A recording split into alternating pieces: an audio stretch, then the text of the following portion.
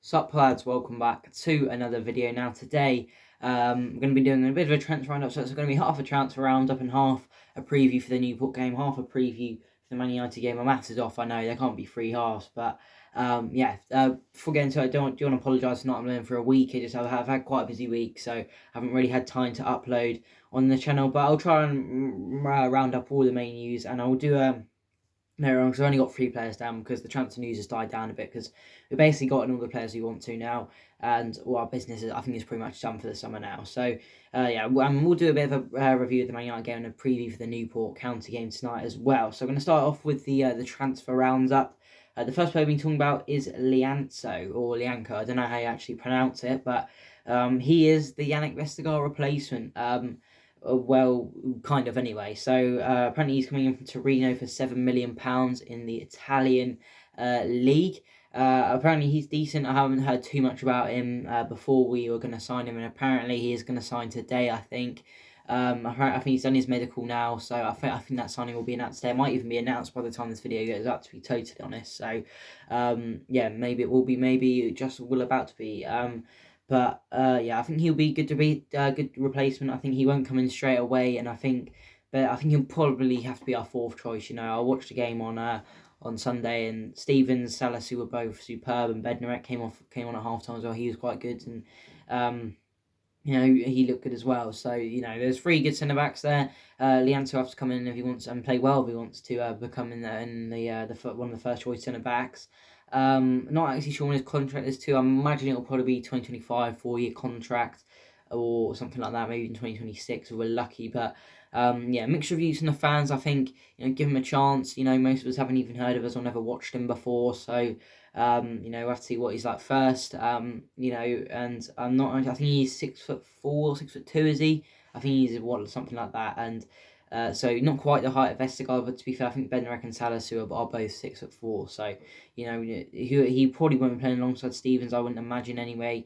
Well, who knows really at this point in time, but I think decent signing. Won't come into the first team straight away, but I think Bednarek, Stevens and Salisu have had 2 good games to start. I thought they're both brilliant against Man United on Sunday. So Bednarek was decent as well. So I think if those guys keep up their form, we should be alright at the back, but it still does worry me. I think Vestergaard was our best defender last year, but he definitely won't be as big as the loss of Ings, I don't think.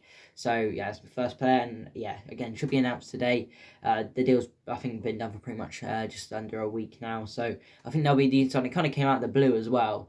We're looking at all those 5 players that I talked about on last week's video, but just out of nowhere, that deal kind of came through. So, I think that'll be a decent signing. We'll have to wait and see how that pans out, won't we?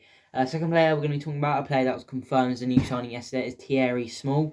The name might ring a bell. Well, that's because I think in the FA Cup, 3rd or 4th round earlier on in the year, he actually became Everton's youngest ever debutant. I believe he was 16 at the time, but he's now 17. I believe he was released by Everton or let go of his contract or something, but he still had to pay a fee for him, because that's the thing. I think it's basically like if it's like it's Everton's youth academy player basically, so you have to pay them money because he's a youth player, which I guess kind of makes sense. It's that whole homegrown talent thing, isn't it? But I think a similar thing with Livramento, bought in for, I think it is around 5 million, and if he's anything like Livramento, he's been absolute class in his first 2 games. He will be very good. He seems confident in the interviews he's had. He definitely wants to get in the first team as well, which is what you like, and he says he'll go 110% for the club, which is what you want to hear from a player just coming in, isn't it? But I think I'm looking forward to seeing him. As I said, if he's anything like Livramento, he will be a fantastic player for us. So I think the 3-year contract until 2024. I think that's the longest you can give players 17. So you can't do anything else about that, can you? But again, looks very confident in his interviews, which is what you love to see from a 17-year-old player. So I think he'll be a decent signing. I think he'll probably play around the B team at the start of the year, but definitely could push his way into the first team. He'll be covered for Perot this year. And let's wait and see how that pans out. And last one I'm talking about is the man himself, James Ward-Prowse. Obviously signed a new contract since the last transfer roundup video I did do. I think he signed a 5-year contract last summer as well, but all the speculation about him going to Villa has now ended, because he has signed that new 5-year contract till 2026 again, which keeping the club till he's 31. So hopefully he doesn't have to go in that time. Obviously, signing contracts is no guarantee they're going to stay for that long, is it? But yeah, I think to tie him down and to win the speculation Villa, it was great. And he is Southampton through and through now, isn't he? I think he's made 325 odd appearances. And I think he overtook Matt Letizia in actually Premier League appearances for us, a couple games back. So, and I think he's probably only a season away. Obviously, he played like all the games over the last 2 seasons in the Premier League. So he's probably only 1 or 2 seasons away, I think, from becoming our all-time Premier League appearance maker. So, great to have him sign a new deal. And, he was very good against Man United on Sunday as well. We'll talk about that game now, actually, because that was the 3 players I've basically done talking about. Yeah, I was at the game and it was incredible atmosphere. The players played really well. Obviously, it was a shame not to come away with a win, but a point against Man United is fantastic. They beat Leeds 5-1 and finished 9th on the opening day of the season. So, yeah, I think the crowd really helped there. It was great atmosphere there. And if you went to the game, let me know in the comments there are unable, because it was fantastic there. Great experience, and it's a good performance. I think Livramento man of the match, he was absolutely superb. 18 years of age, incredible performance from him. Salah, Stevens were both good at the back. Perot was good, decent as well at left back, putting a good show. And Ward-Prowse, fantastic in midfield. Romeo was good as well, was quite solid. And I think he decked Sancho once, so you do love to see it really. But yeah, to be honest, I wasn't too impressed by United. They did have a few chances for Pogba played quite well. But they're saying it's a foul for the goal. I really don't think it is. I think Bruno, he's got a tendency for diving. I think he did do quite a few in that game, I won't lie. But again, we can win the point. We can't be any happier than that, really. Again, we could have got the 3 points. I think Adam Armstrong had 2 good chances middle of second half, but you can't score them all, can you, at the end of the day? So a point is good, and I will definitely take that. Newcastle with the next game, and we're always quite bad at St James Park, so especially with a full St James Park, that might be a bit of a challenge. But they have lost their first 2 games, so they might be up for it, but we should be up for it too. So hopefully we can get our first win of the season, or first league win of the season in that one. Hopefully we get our first season win of the season tonight against Newport County in the Cup. If we don't, something has gone majorly wrong. Most of the games were played in the Carabao Cup yesterday. I believe this is the second round now, but there's a few more being played tonight. I think Arsenal, West Brom was also tonight, but we're playing away at Newport tonight. League 2 club Newport, I think they got to the playoff final, I think, last year. So shouldn't take them for granted. And I have gone for my preferred lineup for the game. So I have Forster in goal. McCarthy started the first 2 Premier League games, so I think give Forster a go in goal. I thought McCarthy was decent apart from the United goal. I think maybe could have said that, but he probably saw that a bit late. But apart from that, he's quite good, I thought. So fair play to him.